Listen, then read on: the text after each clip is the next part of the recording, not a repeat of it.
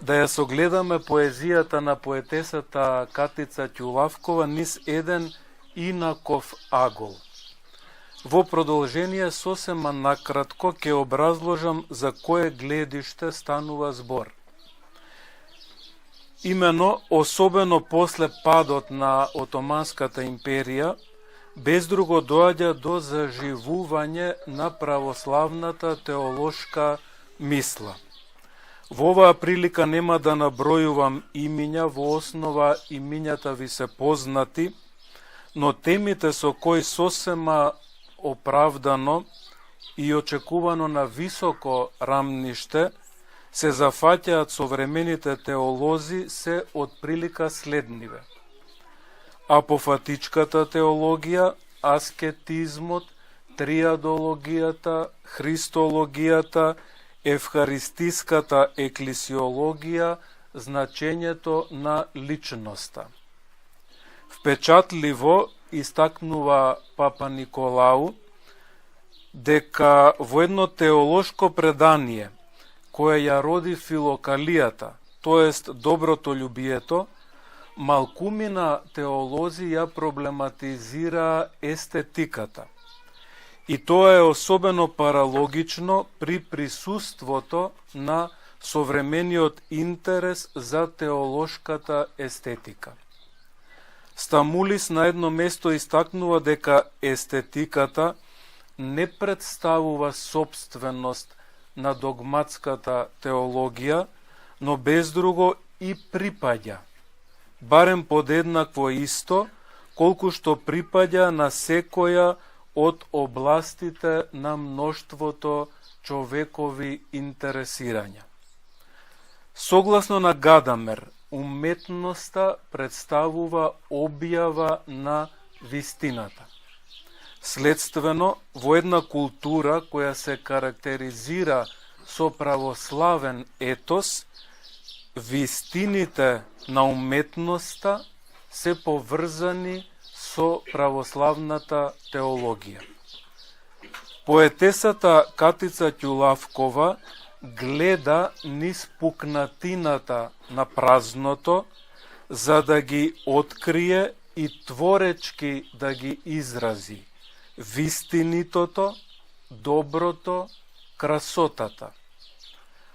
Парафразирајќи го Папа Николау би рекол дека Катица Ќулавкова едноставно не се движи игнорирајќи го празното, туку поставува траги кои доведуваат до една своеобразна теолошка естетика.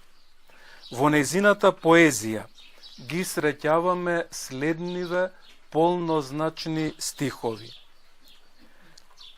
Како да ви каже се што знае оково мое, кога ни може, ни смее.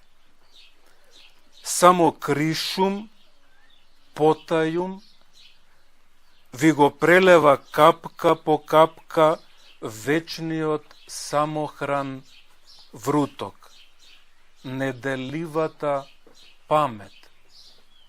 И продолжува: мојот јазик е строго уредена система, ниска, забранета за употреба, профетски склоп сигнатури, внатрешни потписи, семи и форми, надприроден вишок значење, несватливо изобилство. Очигледно, поетесата внимателно го наблюдува празното и храбро се соочува со него, за да го потсети светот на теолошките вистини кои често се занемаруваат. Значи, во тоа се состои новиот агол на гледањето на поезијата на Катица Ќулавкова. Тука ќе го повторам познатиот став на Војадзис, дека, например, еден филм со нихилистички убедувања може да го придвижи гледачот во потрага за божественото, додека пак еден религиозен филм може да го остави сосема рамнодушен и незаинтересиран. Истото важи и за поезијата. Токму поради претходно спомнатите причини, на теологот му е потребен поетот, уметникот, за да може да го разпознае невидливото, дури и кога тоа стои пред неговите очи. Од тука, ако го земеме во вид ставот, дека спасението преку смртта и воскресението на воплотениот Бог представува голем парадокс. Тогаш теологијата е должна да биде постојано отворена за чудото, за изненадувањето и најважно за промена и за надминување на самоубеденоста, на самодоволноста. Поезијата на Катица Ќулавкова го потврдува изразот на Стамулис, оти поетот открива дека воплотувањето се состои во премин од стариот во новиот свет, од неподвижност во движење, од смрт во живот. Ако сакаме да избегнеме една култура проткаена со фанатизам и ригидност, тогаш теологијата треба да биде во постојан диалог со надворешниот свет, а особено треба да биде во постојан диалог со поезијата, односно воопшто со уметностите.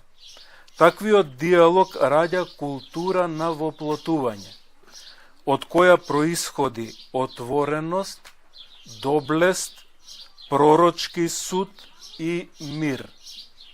Сепак, оваа култура на воплотувањето не може да постои без вера, надеж и љубовна визија.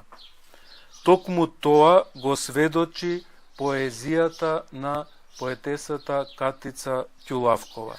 Незиниот глас е еден од најважните гласови на современата македонска поезија, честопати проникнат со теологијата.